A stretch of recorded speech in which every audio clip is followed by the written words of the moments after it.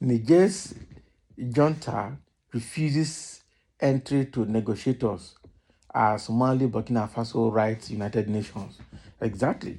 On Tuesday, the envoy, United Nations envoy, comprising of the UN, the Ecowas members, and the African Union delegates, actually went to Niger Republic to be able to see the military junta there to discuss the way forward and to restore democracy in Niger. And prior to that, we are aware that the junta had already closed the airspace of Niger, especially against other anti-Niger groups. Okay, and now the United Nations, the AU, and the ECOWAS entourage went there, and now it is now revealed that they refused them to enter Niger. Okay, and at the same time, Mali and Burkina Faso have written to United Nations on what they would do if there's any military force in Niger. So let's see the outcome of that envoy to Niger Republic. Tension has remained high in Niger Republic as the military junta refused entry to a negotiating mission planned for Tuesday by the United Nations, African Union, and Economic Community of West African States, ECOWAS. Okay, U.S. diplomat Victoria Nuland spoke with members of the junta in the capital, Niamey, on Monday, but was not allowed to meet either the detained President Mohamed Bazoum or the military ruler General Abdurrahman Tichani. However, the U.S. government said it would continue to hope for a diplomatic solution, State Department spokesperson Matthew Miller said on Tuesday. Meanwhile, the military governments of Burkina Faso and Mali have called on the United Nations Security Council not to allow military action against the putschist in Niger. ECOWAS had threatened a possible military action against the junta who seized the power in Niger, suspended the constitution, and imprisoned the president.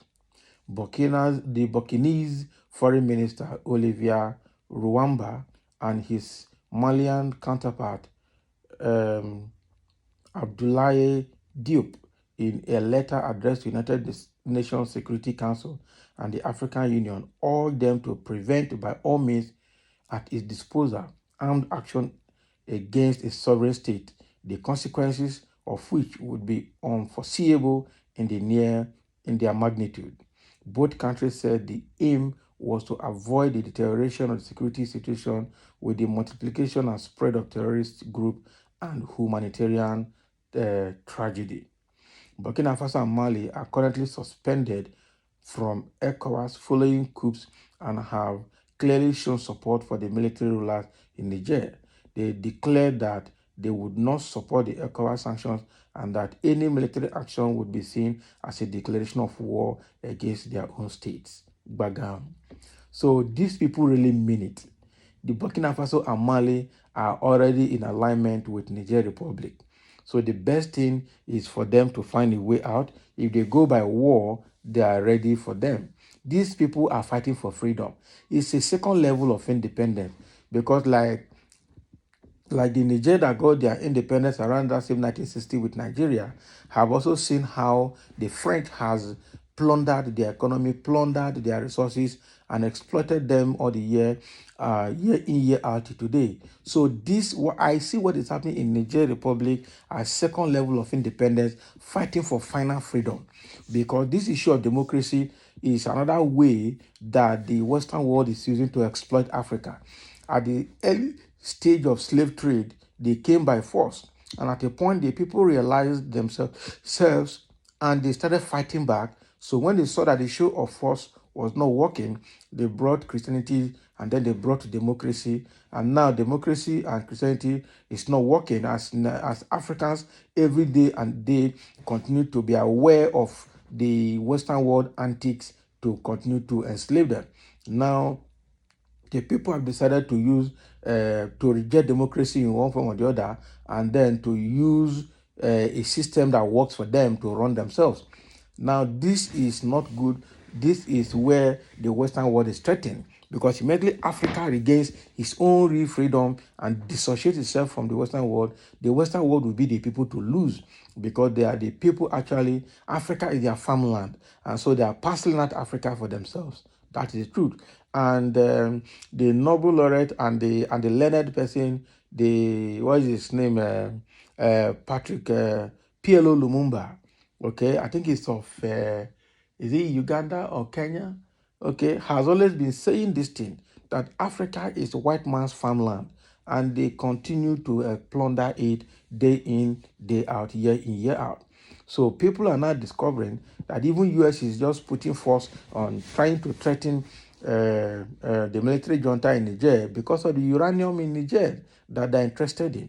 And these people are actually determined to make sure they run their own system. And we learned that even the military junta has put another prime minister to run the affairs of the country, and economists for that matter, because they want a better government.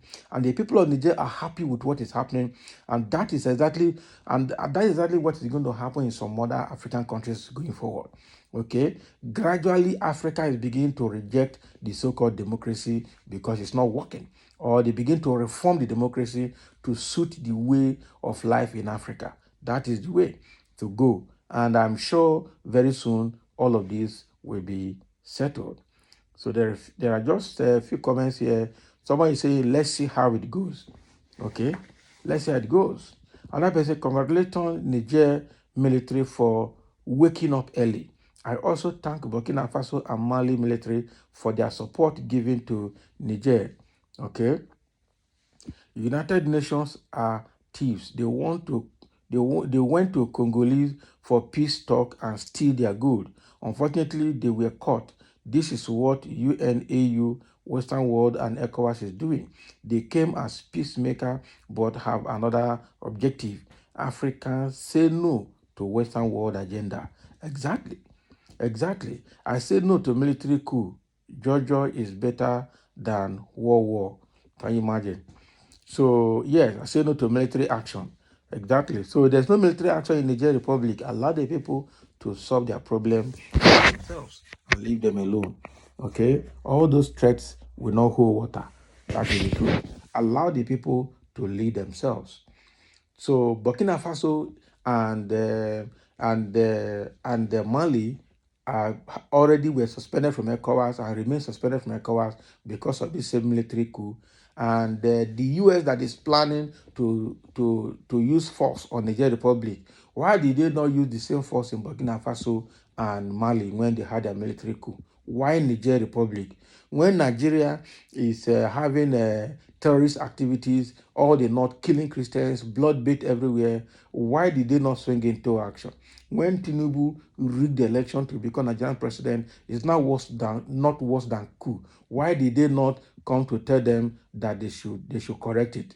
Now, because in coup are taking place in Niger, they want to show their power there. Let them leave them alone. The guy knows what they want, and they're happy with what is happening. So nobody should disturb them.